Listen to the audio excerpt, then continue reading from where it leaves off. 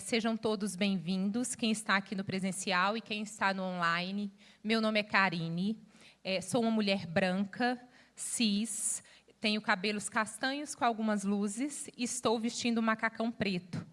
Hoje nós estamos aqui para compartilhar, e nada melhor que compartilhar trazendo alguns cases dos nossos negócios.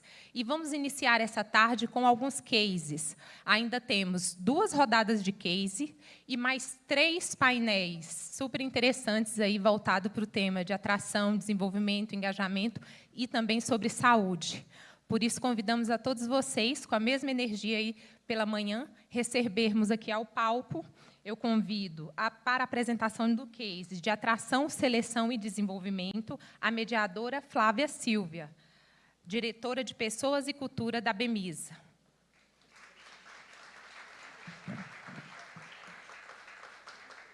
E como apresentadora, convido a Adriana Gomes, gerente de atração e desenvolvimento da Samarco. Abordando o programa Operadoras Trainees. Convido agora a Marcela Silveira, especialista de cultura e diversidade da Anglo Gold, que falará sobre o mapeamento de funções e revisão de EPIs. Relembrando a todos, quem está com o crachá aqui, as perguntas podem ser feitas via QR Code e também tem uma avaliação. Quem está no online tem um QR Code que vai ser colocado na tela. Não deixem de participar, enviar perguntas e também fazerem a avaliação do evento. Sejam bem-vindas e um ótimo compartilhamento de case. Obrigada, Karine.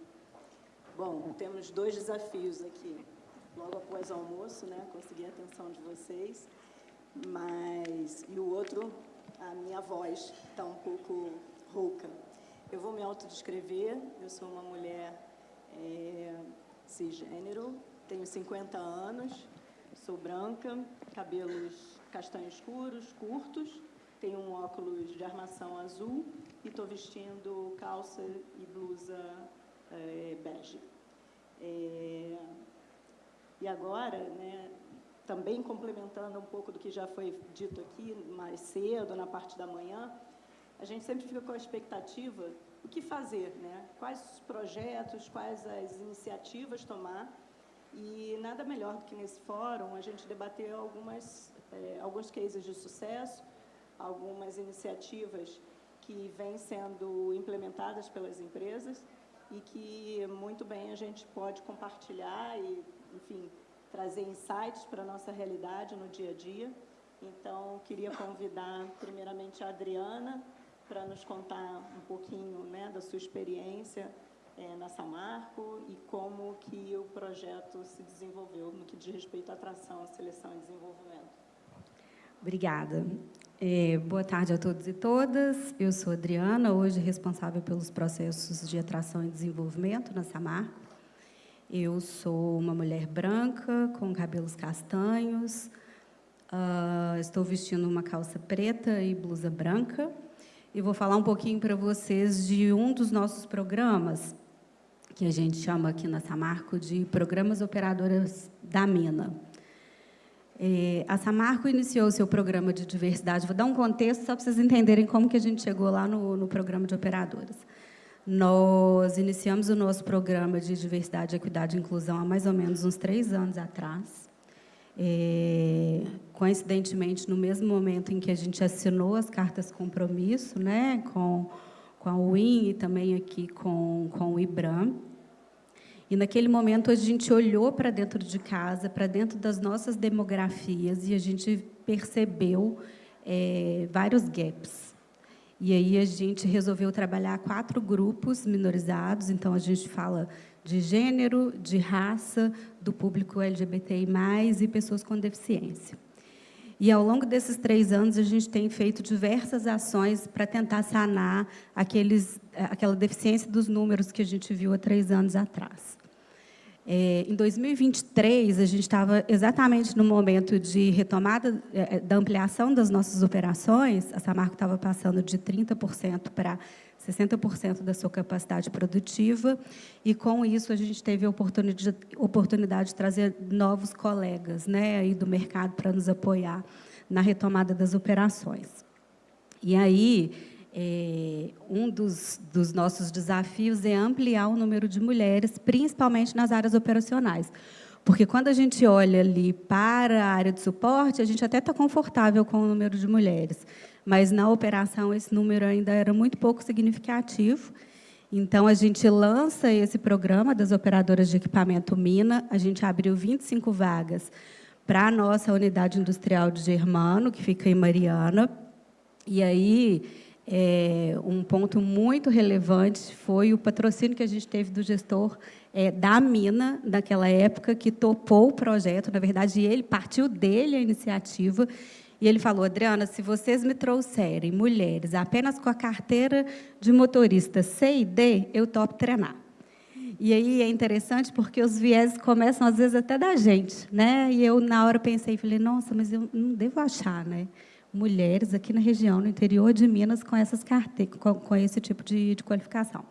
E aí eu pedi o meu time para dar uma olhada no nosso banco de dados, e, pela nossa surpresa, a gente tinha mais de 300 mulheres que tinham aquela a capacitação que ele nos pedia. Então, a gente trouxe o programa, a gente trouxe mulheres completamente sem experiência da nossa comunidade, que fizeram todo um processo seletivo, que, para nossa surpresa, a gente teve quase 500 inscrições naquele momento. Estou pegando uma colinha aqui, porque eu quero trazer alguns números para vocês, tá? Então, o nosso compromisso é chegar aí, né, a uma representatividade de 35% de mulheres na Samarco até 2030, e a gente tem feito vários desses programas afirmativos, trazendo muitas das vezes pessoas que não são do nosso negócio, né, e com compromisso de treiná-las. Então, foi isso. Essas mulheres vieram para cá, para nossa surpresa, elas tiveram um excelente desempenho nos primeiros 6 meses. O programa ele tinha previsão de duração de 1 ano, e, quando a gente viu, com 6 meses, essas mulheres já estavam operando equipamentos sozinhas, né? Já tinham entrado na rotina, rodando turno.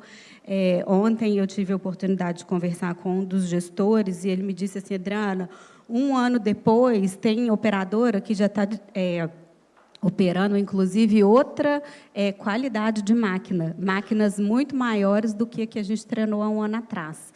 Então, a gente percebeu o quanto que foi rápido, quanto que essas mulheres se adaptaram. E, quando a gente olha para o perfil dessas mulheres, gente, são mulheres que, muitas das vezes, que trabalhavam no comércio de Mariana, são mulheres que, muitas das vezes, nem tinham trabalhado, que eram ali donas de casa da nossa região, e que a gente aportou uma carga horária muito significativa de treinamento, acompanhou, e hoje a gente tem um sucesso muito importante na nossa organização. Então, para vocês terem uma ideia, né, lá na Mina, a gente sai de um percentual, porque aí abriu portas, né? Então, todo mundo viu que era possível, o gestor viu que era possível, a gente, obviamente, adaptou toda a infraestrutura, porque a gente está falando de uma empresa de mais de 40 anos, né? Então, a gente adaptou infraestrutura de banheiro, de vestiário, e por aí vai. E aí a gente sai de um percentual de 6% para 22% de mulheres na Mina. Elas ampliaram a complexidade aí dos equipamentos e, mais do que isso, trouxeram resultados muito importantes para a operação. Então, hoje, a gente ampliou 11% da utilização dos nossos equipamentos, e, quando a gente vai lá conversar com essas mulheres, elas nos trazem o quanto que isso modificou, inclusive, a vida da família. Porque a Samarco hoje tem uma série de benefícios, né, que impactam aí a escolaridade das crianças, um plano de saúde muito significativo, né, alguns benefícios que ampliaram muito a renda familiar. E é isso, né? A gente tem acompanhado, foi um programa de super sucesso. Das 25, 100% estão adaptadas, a gente não precisou desligar nenhuma delas. E é um dos programas que a gente queria trazer aqui para vocês. Muito obrigada, Adriana. É interessante de ver que você já tem uma estrada, né? Hoje o programa está implementado há quanto tempo? O programa está implementado há 1 ano e pouquinho. e ele serviu de portas para a gente fazer outros, né? Então, o Milei estava aqui no painel anterior, a IVE, que foi citada, né? A gente vai fazer um programa muito parecido para a manutenção de ubu, com essa mesma perspectiva. Trazer pessoas da comunidade sem experiência, treina, dá o suporte, que é o mais importante, né, gente? Também não adianta trazer, sem não trazer também junto o know-how técnico comportamental para essas pessoas, acompanhar. Então, a gente está fazendo isso, sabe? Muitos programas afirmativos com pessoas cruas ali na função industrial. Muito obrigada. Bom, agora vou passar a palavra para a Marcela. Marcela, da Anglo Gold Ashanti, vai trazer para a gente o case também na linha de atração, para dividir um pouco conosco a experiência que ela está tendo junto à diversidade. Obrigada, Flávia. Boa tarde a todas as pessoas presentes e ao público que está conosco online. Eu agradeço o convite do IBRAM, do GT, técnico, né, de diversidade, por representar a Anglo Gold, né, nesse momento tão importante. Vou fazer minha autodescrição, né? Sou uma mulher cis, branca, tenho 42 anos, estou vestindo uma camisa listrada, branca e vermelha, uma calça vinho, tenho cabelos um pouco abaixo do ombro, castanho, com algumas luzes nas pontas. Precisando fazer, né, gente? Retocar as raízes. Brincadeiras à parte, né? Eu estou muito feliz com essa oportunidade de compartilhar aí com vocês essa iniciativa, que ela representa não apenas um avanço técnico, mas também um compromisso genuíno de transformação de realidades dentro do nosso ambiente de trabalho, né? Então, hoje eu vou trazer um pouco para vocês sobre um programa, um projeto piloto de mapeamento de funções. Essa ação estratégica, ela nasce através da escuta, da observação e, acima de tudo, da convicção de que diversidade, equidade e inclusão precisam estar na prática, não apenas no nosso discurso, né? E esse projeto, ele surge também a partir de uma pergunta simples, porém poderosa e provocadora, né? Então, eu até convido vocês, né, a refletirem um pouco comigo através dessa pergunta.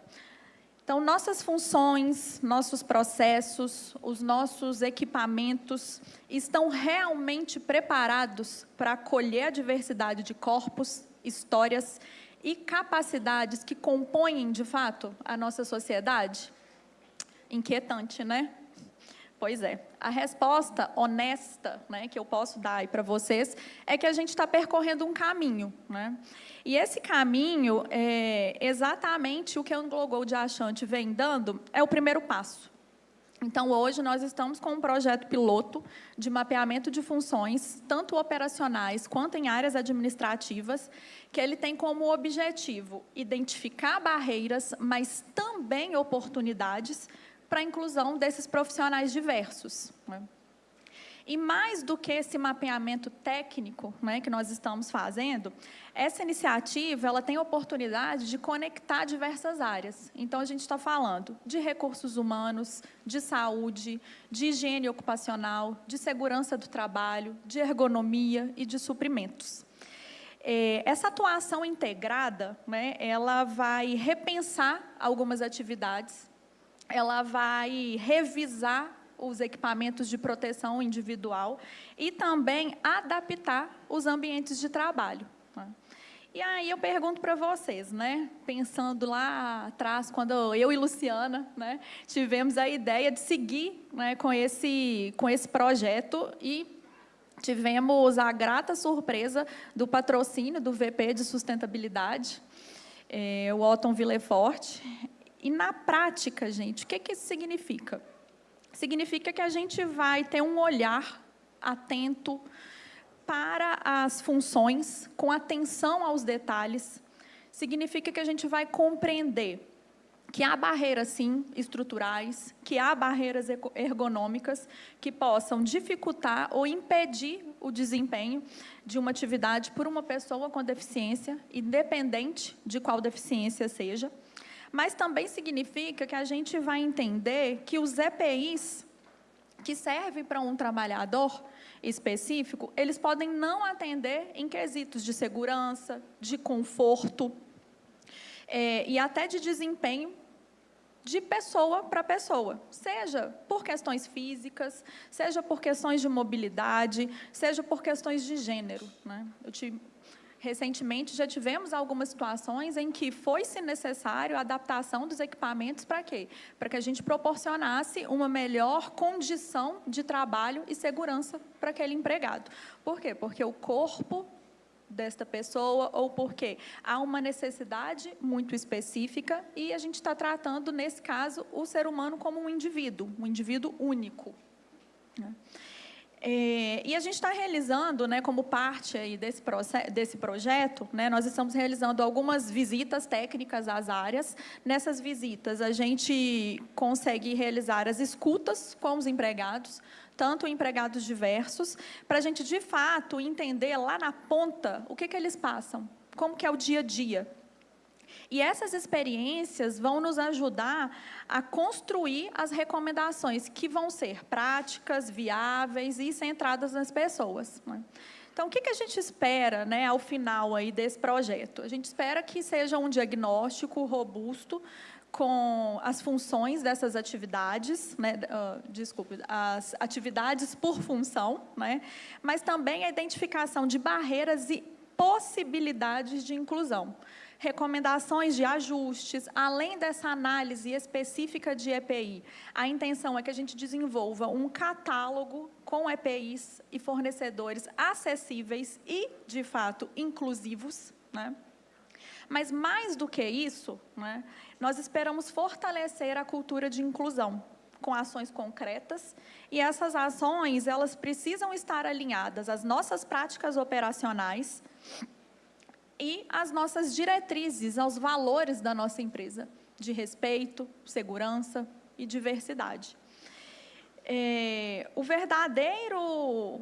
A gente acredita, né, que o verdadeiro ambiente de trabalho inclusivo, né, ele vai além de metodologias, de investimento, de interface entre as áreas, ele também precisa de intencionalidade, né?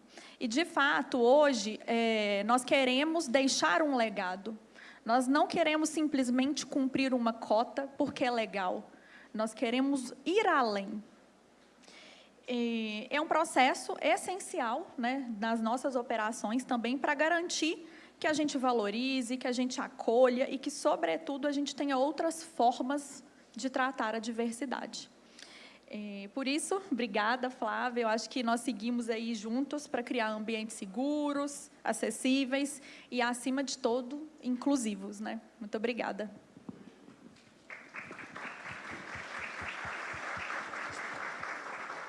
Obrigada, você também, Marcela. Queria lembrar ao público que está online e aqui também, presencialmente, que a gente tem o QR Code, podem ser colocadas as perguntas. Já chegaram algumas aqui. Eu selecionei uma primeira, né, que eu acho que pegaria os dois projetos, né? Quais foram, né, ou quais estão sendo os principais aliados nesses programas, né? O que vocês entendem que têm sido esses aliados e qual a importância deles ou delas, né, no sucesso desse projeto? Bom, eu falo que RH não faz diversidade sozinho, né? Então, os gestores hoje das áreas têm sido os nossos principais aliados.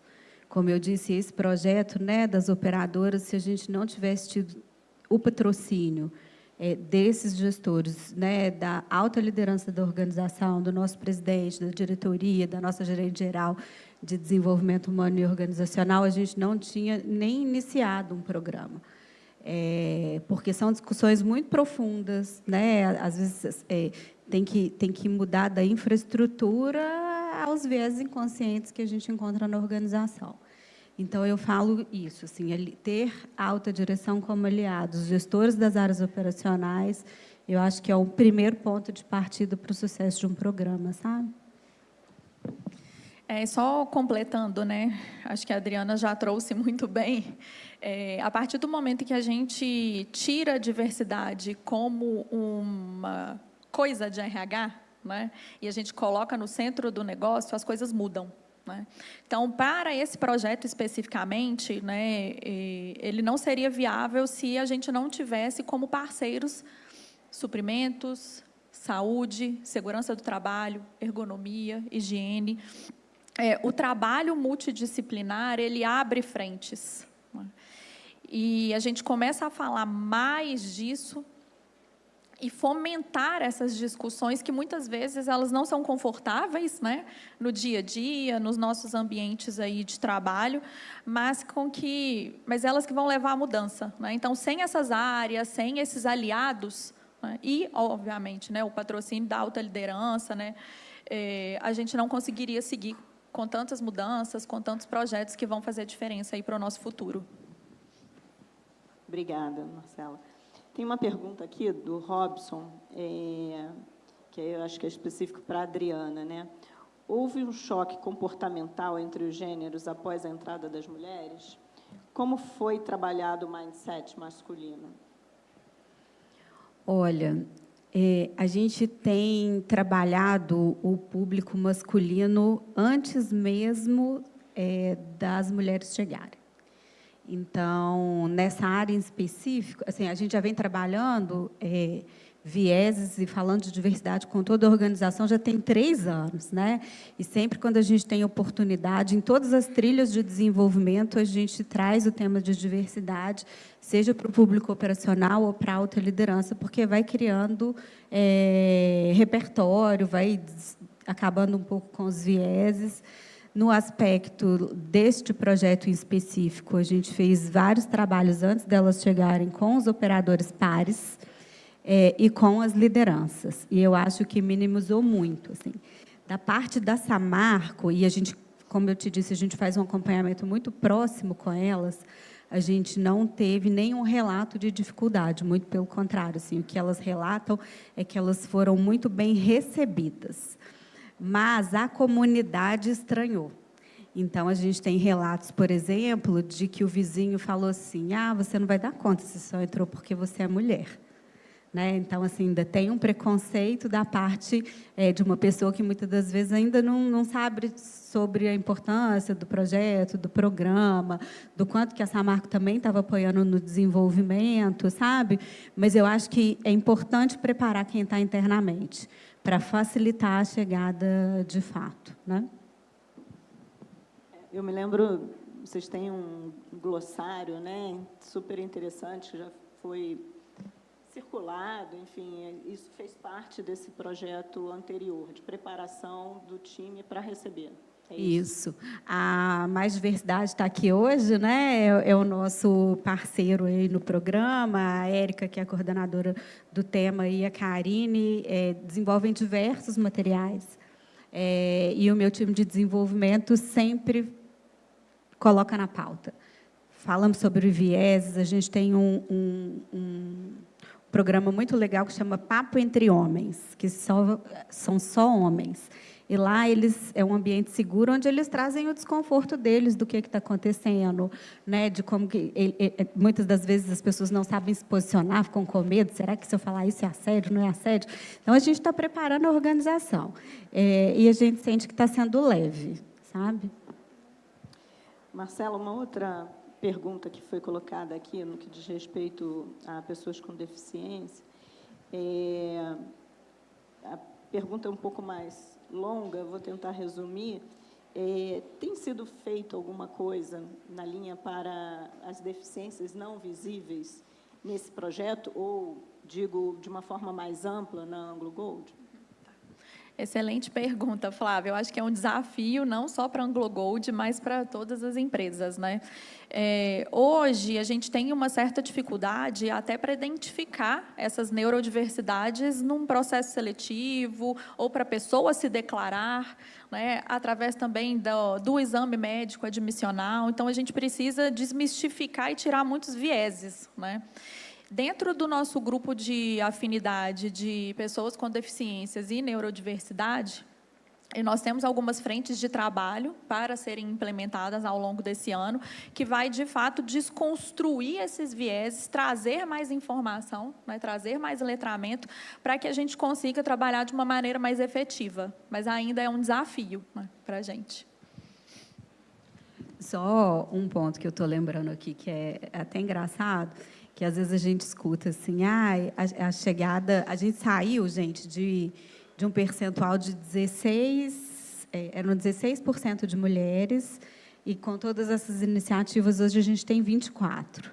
Então, realmente, a gente tem um aumento significativo, inclusive nas operações. E, às vezes, algumas pessoas comentam assim, depois que elas chegaram, algumas coisas têm se tornado melhores. Então, por exemplo, a gente se policia no rádio, a forma de falar, porque a gente sabe que tem mulher no rádio escutando, né? Elas chamam a atenção da gente quando a gente não cuida dos equipamentos. Então, tem um choque, mas eu acho que é um choque, às vezes, até positivo, sabe? Muito bacana. Eu acho que, pegando um gancho do que a Marcela falou também, né, dos desafios nas deficiências ocultas, muitas vezes a gente também precisa considerar a interseccionalidade das questões, né? E aí tem uma pergunta nessa linha, se nesse mapeamento de EPI que vocês estão fazendo, Marcela, se também foi considerado, por exemplo, capacete para pessoas com descendência afro e cabelos, né, de descendência afro. Isso faz parte também do projeto de vocês? Então, Flávia, é um excelente ponto, e ele também está na nossa lista, né? Acho que a lista é extensa, né? Já tivemos algumas situações em que foi necessário o desenvolvimento de um fornecedor para uma bota com uma bota mais larga, por causa da batata da perna, né? Óculos para daltônico, o cinto, né, tá lá abaixo, com uma extensão maior, né? Então, assim, as necessidades, né, elas vão surgindo, né, de acordo com os processos seletivos, de acordo com as movimentações internas de promoção, até dos próprios empregados, né? E a nossa intenção é que a gente consiga catalogar isso tudo e conseguir ter uma lista um pouco mais efetiva até de fornecedores que vão atender essas necessidades. Ontem, eu estava conversando com a pessoa responsável da higiene ocupacional, né? A gente teve uma premiação do Kaizen, e um projeto que fazia menção a equipamentos de proteção individual e até a uniformes, ele recebeu o 3º lugar, né? E a gente estava falando a respeito desses desafios, né? Até de desenvolvimento de fornecedores inclusivos. Então, fica a dica, quem está nos ouvindo, né, nossos fornecedores, né, existe uma oportunidade, né, nesse segmento.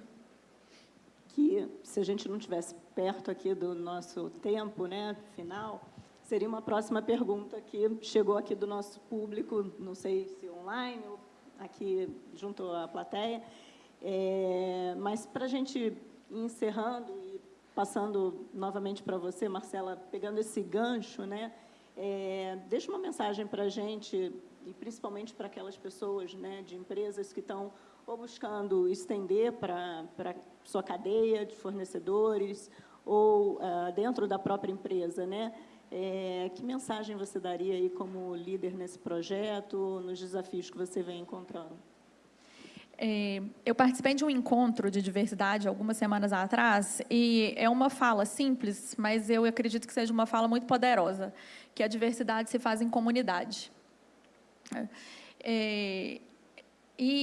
Né, trazendo, parafraseando a Vanessa, né, do Great Place to Work, que me trouxe essa frase, né, só vejo verdades nela, né?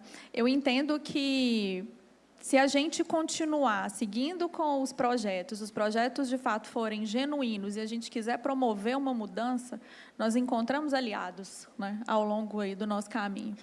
Então, eu acredito que, se seguirmos juntos com essas interfaces, tanto internamente, né, dentro do corpo diretivo, com as áreas, né, parceiras aí de recursos humanos, e provocando os nossos fornecedores, né, a se engajarem, né, no tema da diversidade, a fazer a contratação, às vezes, né, de fornecedores que estejam alinhados a algumas diretrizes de diversidade, equidade e inclusão, né, a gente consegue, de fato, fazer algumas mudanças que vão ser mais significativas e que vão deixar um legado ainda maior na nossa sociedade. Obrigada, Marcela. E você, Adriana, vivendo essa realidade desse projeto, já tendo os frutos colhidos, que mensagem você daria para quem está buscando aí inspirações para implementar os seus projetos?